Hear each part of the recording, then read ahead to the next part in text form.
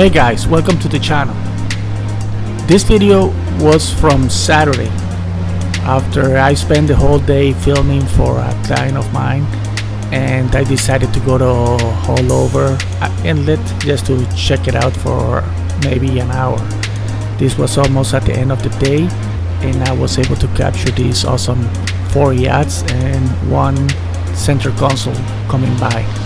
The footage was filmed by hand because I did not have my tripod, so don't be critical if it shakes a little bit. It was really tough to capture as the yachts were far away, coming in at fast pace.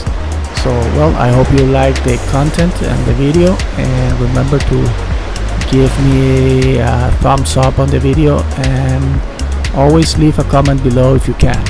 That helps me bring you more content. So I hope you like this short video, and I'll see you next time. Also check out my other older videos that I filmed this past weekend. They are really good. So have a great day. Take care.